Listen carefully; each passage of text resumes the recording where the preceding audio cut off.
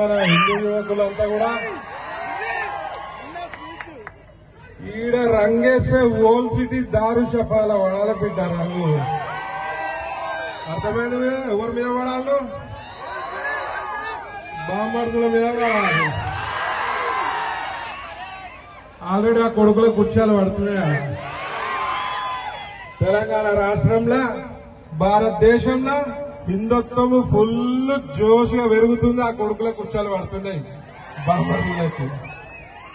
మరి మనం కూడా గట్టిగా పండుగలు చేసుకోవాలి. గట్టిగా పండుగలు ఎందుకు చేసుకోవాలంటే హిందుత్వాన్ని ముందుకు తీసుకోవాల్సిన బాధ్యత మన యువతరంపై ఉన్నది. ఉన్నదా లేదా?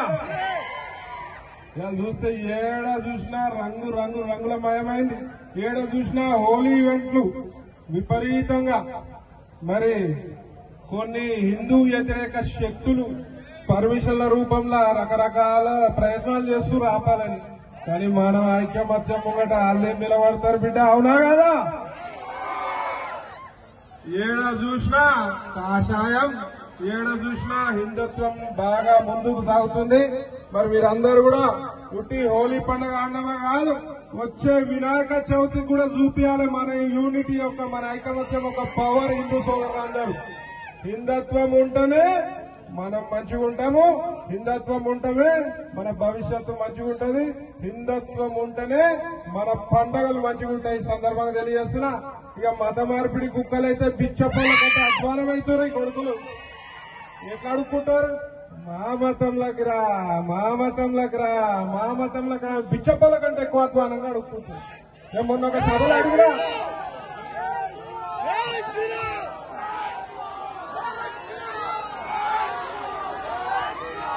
శబ్బాష్.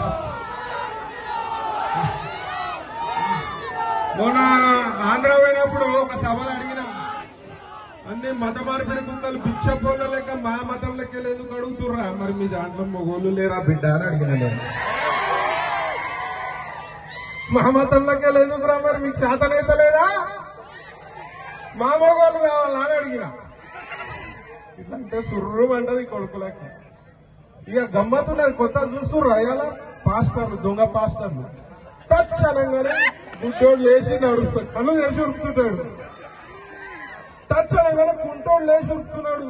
అరే అమ్మ ఇదేం టచ్రా నాయన, మీరు చర్చిలలో ఉండొద్దురా బాబు, మీరు ప్రభుత్వ ఆసుపత్రుల నుండి సేవ చేసుకుంటారా ఆయన అని చెప్పిన నేను.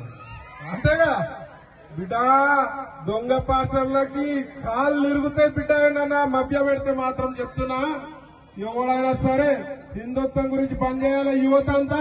నేను ఈ ప్రోగ్రామ్ కి మీ గురించి వచ్చిన. నా హిందూ సోదరుడు నరేష్ యాదవ్ చెప్పిండు, అన్నా ఫుల్ హిందుత్వం ఉంటది, మన సోదరులు అంతా చాలా మంది ఉంటారు. హస్తినాపురం ఇటు సైడ్ వనస్థలపురం ఎల్బినార్ వైపు కూడా ఫుల్ హిందుత్వం ఉందన్నా. అంటే మీ అందరినీ చూసి పలకరించి ఒక గట్టిగా మాట చెప్పి పోదామని వచ్చిన నేను. హోలీ ప్రోగ్రామ్ లాగా రాను నేను. అందరు కూడా ఏ నా కొడుకైనా గుళ్లపై దాడులు చేస్తూ ఊరుకోవద్దు. ఇదే రకంగా ఏకం కావాలి. గొంతు ఎట్లా ఉండాలంటే ప్రశ్నించాలి, అవసరం పడితే దాడులకు కూడా ఎంకవం బిడ్డ. మొన్న కుక్కొచ్చి అడిగాడు, అన్నా మీరు హిందుత్వం అంటారు, శాంతి ఉండాలి, మీరు అహింసా మార్గంలో ఉండాలంటే బిడ్డ మా దేవతలు కూడా ఆయుధాలు పట్టిర్రు, అవసరం పడితే రాక్షస సంహారానికి ఆయుధాలు తీస్తాం బిడ్డ అని చెప్పి సందర్భంగా తెలియజేస్తున్నాను. గట్టిగా ఒకసారి చెప్దాం, ఓల్ సిటీ వరకు నిలబడాలి. జై శ్రీరామ్, జై శ్రీరామ్. అందరు చేతులు ఎత్తాలి, హిందువులే కదా అందరు ఉన్నది. జై శ్రీరామ్, చేతులు బిగించాలి. జై శ్రీరామ్, భారత్ మాతా కీ జై, భారత్ మాతా కీ జై. వందే వందే వందే. Thank you very much. మీ అందరిని చూస్తుంటే సంతోషం వేస్తుంది. అందరు కూడా పండుగలను జరుపుకున్నామా? జై కవిరన్న, జై హిందుత్వ, జై సనాతన ధర్మ. ఇలా గుళ్ళకు పోతున్నామా, బొట్టు పెట్టుకుంటున్నామా, పండుగలు చేసుకుంటున్నామా కాదు.